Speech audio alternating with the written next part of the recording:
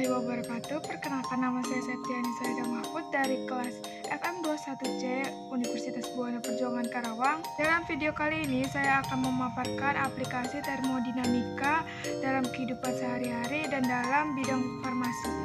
Dengan dosen pengampu Ibu Weni Trisami, SPD, MPD. Termodinamika. Sebelumnya, saya akan menjelaskan apa itu termodinamika. Secara bahasa, termodinamika berasal dari bahasa Yunani, yaitu termos yang artinya panas dan dinamik yang artinya perubahan. Adalah fisika energi panas, kerja, entropi, dan kespontanan. Proses termodinamika berhubungan dekat dengan mekanik statistik, di mana hubungan termodinamika berasal. Hukum termodinamika 1. Energi tidak dapat diciptakan ataupun dimusnahkan, melainkan hanya bisa diubah bentuknya saja.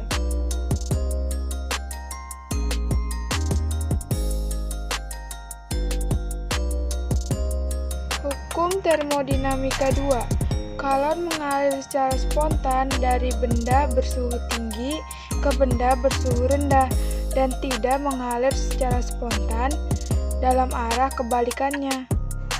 Hukum ketiga termodinamika. Suatu sistem yang mencapai temperatur nol absolut, semua proses akan berhenti dan entropi sistem akan mendekati nilai minimum. Entropi benda berukuran kristal sempurna pada temperatur nol absolut bernilai nol. Prinsip termodinamika merupakan hal alami yang terjadi dalam kehidupan sehari-hari. Dengan berkembangnya ilmu pengetahuan dan teknologi, termodinamika direkayasa sedemikian rupa sehingga membentuk mekanisme yang membantu kegiatan manusia. Prinsip kerja termos itu sederhana. Termos menggunakan bahan yang bersifat adiabatik. Bahan adiabatik secara ideal menghambat atau tidak memungkinkan terjadinya interaksi antara sistem dengan lingkungan. Kalau tidak ada interaksi antara sistem dan lingkungan, maka tidak ada perpindahan kalor antara sistem dalam termos dengan lingkungannya. Akibatnya tidak terjadi pertukaran temperatur. Dengan menggunakan bahan adiabatik ini, termos mampu mempertahankan suhu air yang berada di dalamnya. Air panas yang sudah masuk termos tidak cepat dingin.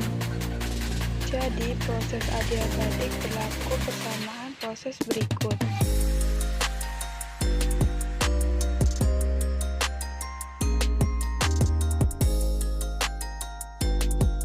Dan yang kedua yaitu kulkas atau lemari es. Kulkas adalah unit mesin pendingin yang digunakan di rumah tangga untuk menyimpan makanan atau minuman. Untuk menguapkan refrigeran membutuhkan panas. Kulkas memanfaatkan properti ini. Refrigeran yang digunakan telah diuapkan pada suhu minus 200 derajat Celcius. Panas yang dibutuhkan penguapan ini diambil dari ruang refrigerasi. Oleh karena itu, suhu di dalam chamber ini akan turun. Penguapan berlangsung di evaporator yang ditempatkan di ruang pendingin. Karena adanya siklus udara, ruang pendingin ini akan benar-benar dingin. Kulkas adalah kebalikan dari mesin panas. Kulkas beroperasi untuk mendinginkan panas dari lingkungan yang dingin ke lingkungan yang hangat dengan menggunakan kerja W. Kalor diambil dari daerah bersuhu rendah T, katakanlah dalam lemari es, dan sejumlah besar kalor dilepaskan pada suhu T ruangan. Dan yang ketiga, pendingin ruangan atau AC. Pendingin ruangan atau AC, udara panas dikeluarkan dari ruangan dan udara dingin dimasukkan ke dalam ruangan. Udara dari luar didinginkan dengan menggunakan panas dari udara yang dimasukkan tersebut menggunakan reverse Carnot treatment. Dan yang keempat adalah setrika. Kabel daya ini terbuat dari kabel fleksibel dengan serabut dibungkus dengan bahan isolasi sehingga lentur tidak mudah putus, serta aman dari bahaya sengatan listrik.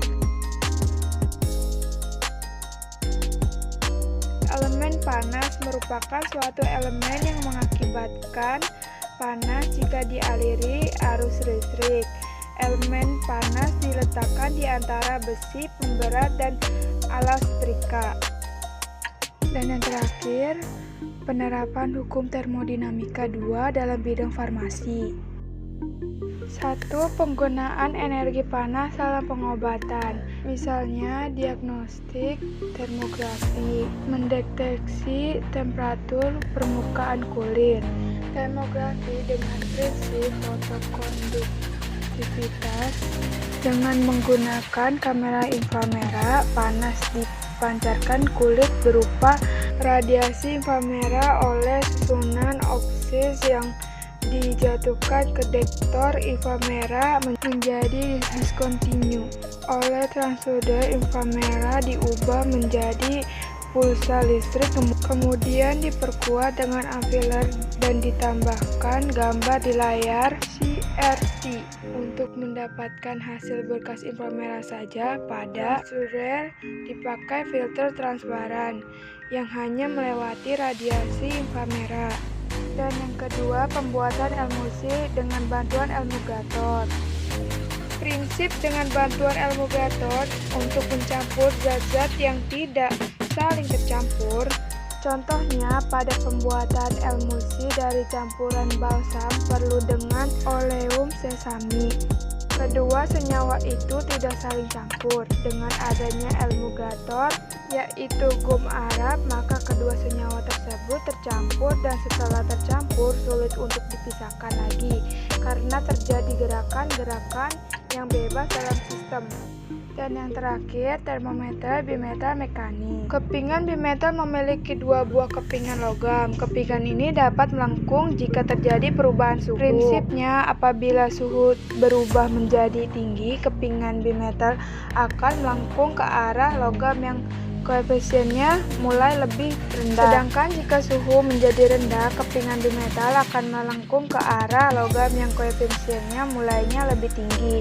Logam dengan koefisien yang mulai lebih besar atau tinggi akan lebih cepat memanjang sehingga kepingan akan membengkok, melengkung, sebab logam yang satunya tidak ikut memanjang. Pada termometer, kepingan bimetal difungsikan sebagai penunjuk arah karena jika kepingan menerima rangsangan berupa suhu, maka kepingan akan langsung melengkung karena pemuaian panjang pada logam. Oke, sekian dari saya. Semoga dapat bisa dipahami dan kurang lebihnya mohon maaf.